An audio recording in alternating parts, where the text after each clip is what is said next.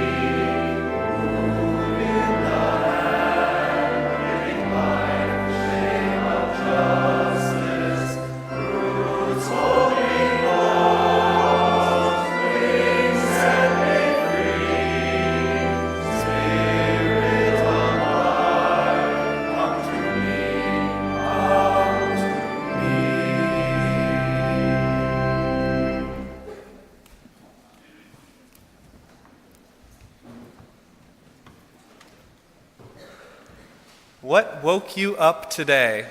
I ask, what woke you up today? Was it the harsh beeping of an alarm or your own body telling you to head to the bathroom? Was it a family member knocking on your door?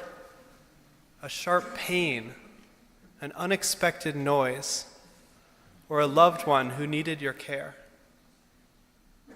If you were able to sleep through this night, was it the morning light that woke you? And as you woke, what did you think and how did you feel? Were you worried maybe about being late to come here? Did you wish for a few more hours in bed? Did you feel disoriented, not knowing exactly where you were? Did you feel alone? Or did you feel at home and safe? Sometimes waking up can be a struggle. Things like chronic pain or depression can make getting out of bed hard. Being sleep deprived can make it hard too.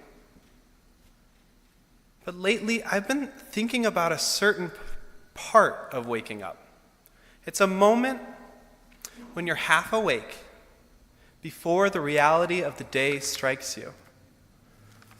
You might have got a taste for this moment on a morning after you've slept a full night's rest, when dreams are still vivid but rapidly dissolving, when bodily sensations are going from vague to precise, when worry, fear, joy, anticipation, and grief haven't yet entered your thoughts.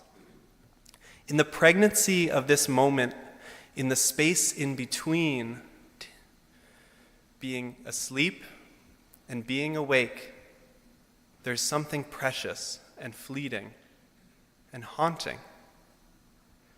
Before this in-between moment gives away, there is a time when we might not yet remember what room, in what house or apartment we are in, or even what age we are. We might not yet remember the grief we feel over the loss of a loved one. We might not yet remember that today holds a joyous celebration. We might not yet remember how we hurt our friends' feelings recently. We might not remember that something in our life has changed that we were accustomed to. These in-between moments of waking up are both precious and confusing. That there might be a time each day before I remember that something in my life has changed that I was accustomed to. Soon the tasks and routines of the day will call my mind into some sense of order or direction.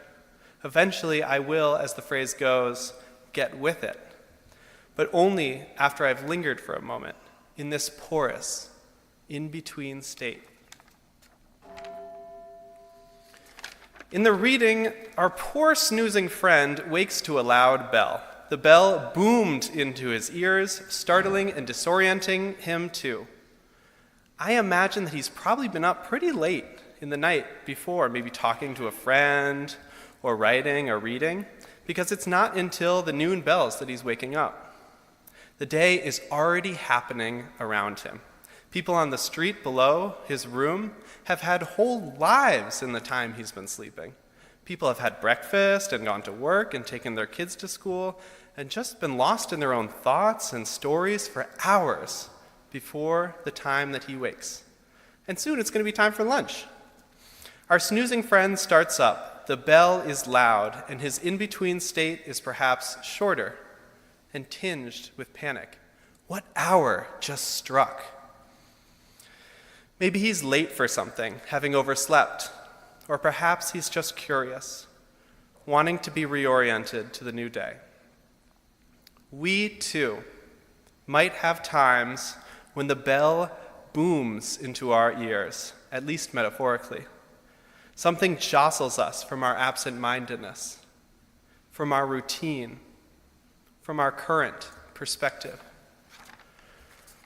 I remember holding my niece Madeline in my arms for the first time, and it was like a bell booming in my ears. The meaning of the words, "This is my niece," didn't make sense to me. Nor did I fully get how this was my brother's kid or how her life would fit into my own. I didn't have a sense of what it would have meant to be an uncle at all, much less how to best hold this fragile, living wonder in my arms. But one phrase just rang out to me, resonating with my core. God willing, I will know you, Madeline, for the rest of my life. God willing, I will know you, Madeline, for the rest of my life. It was confusing and joyful and changed what meaning and sense of my life I might make. We might all have different bells that boom into our ears, joyful ones like the arrival of a baby or a marriage or a new romance or a visit from an old dear friend. Or there might be those ambiguous bells, tinged with an alloy of excitement and dread and irresolution. Some of you in high school seniors up in the balcony there might feel that on your graduation day. For others, the start of a new job, the move to a new place, or realizing a new truth. These might jostle us into a new perspective, unfamiliar territory of a new spiritual day. And yes, I do think this sort of waking up happens in our spiritual lives. Poignant, deep, startling moments calling ourselves into new perspectives, into new truths, times when we might ask ourselves anew, what did we actually experience then? And who are we really? But what the reading reminds me of about in these moments of waking up is when our snoozing friend wakes to the bell booming into his ears, the day is already going on. We wake to the same world we were sleeping in, but it means something different now. It's the same, but it means something different now. Being Madeline's uncle might mean committing more deeply to my relationship with my family, being around and accountable more often. It also means something different of what it is to be an adult, when I hope to offer my presence and support for her as she grows up. I am in touch with a new and profound sense of joy. But I should mention 3 things I believe about waking up. 1, we remember again that not all spiritual awakenings are brought on by unalloyed, pure joy. A new diagnosis, a new loss, a new sense of identity, these also might carry pain and grief and heaviness as we wake to them. 2, waking up does not and should not happen all the time. Just as we fall into a familiar pattern of the day, living, tiring, sleeping, waking anew, just as the earth passes through its seasons of growth, harvest, dormancy, and rebirth, so too might spiritual awakenings come at just the time that it's ready. 3, I believe we've got to watch out for these moments and stay open to them, but they aren't everything. Sometimes we need to hold ourselves close, draw ourselves in. The raw, destabilizing nature of waking up is not the only spiritual state that we need. What might waking up in the world we live in mean? Waking up to our society. In 2008, the singer Erykah Badu released the track Master Teacher, which spoke of her struggle as an African-American woman in a racialized and racist American culture. In search of the beautiful world in the face of oppression, Erykah Badu repeats the line, "I stay woke." I stay woke, woke to the realities of racism, woke to the struggles of people of color, woke to the beauties of human connection, woke to the destructive effects of the dominant white culture. Over the past 8 years, Badu's line has resonated with those engaged in the struggle for Black lives in the face of police violence and racial injustice in the United States. The African American community on Twitter coined the phrase, "Stay woke," calling one another to remain aware and vigilant to the persistent forms of racism weaved into our society, institutions, systems, and everyday interactions. Inside this phrase, "stay woke," is the recognition that staying awake to racial justice isn't easy to keep up by yourself. It's daunting. It's not easy to keep seeing the effects of racist oppression, the privilege and the power and the violence. But for people of color, these realities are much, much harder to be asleep to. Waking up to the injustices of our society is an ongoing process. But sometimes it's marked by striking, resonating moments that reverberate in our communities.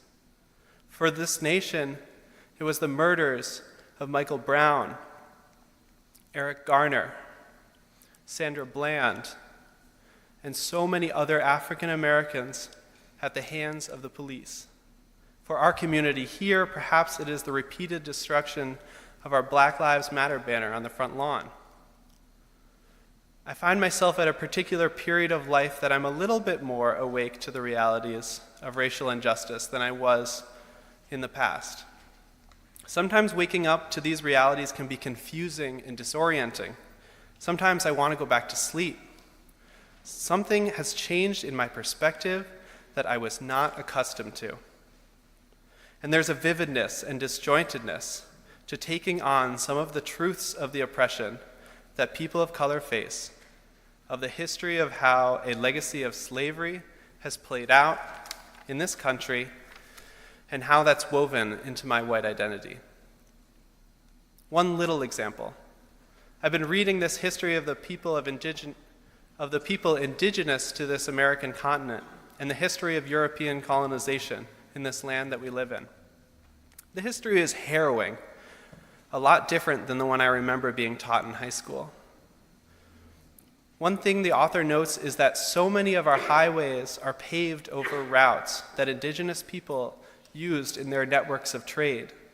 There's something that's been striking home about highways, the way we paved over the history of people who have passed before us, that have been erased from our national memory. As I learn of the history of violence against indigenous people, driving down these same roads means something different now. And though I can't see clearly how yet, it means something different to how I want to act in the world.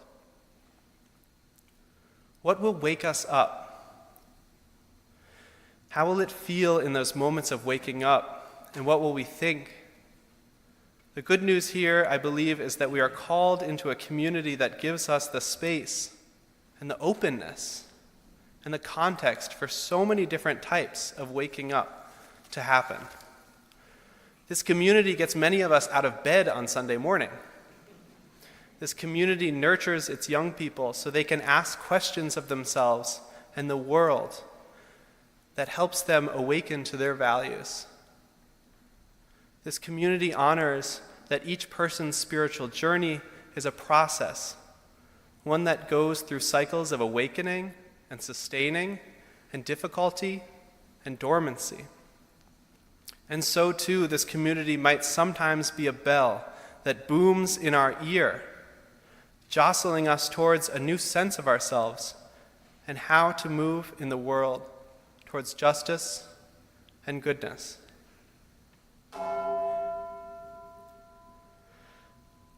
Let us rise, in body and/or in spirit, to sing now hymn 298, Wake Now, My Senses.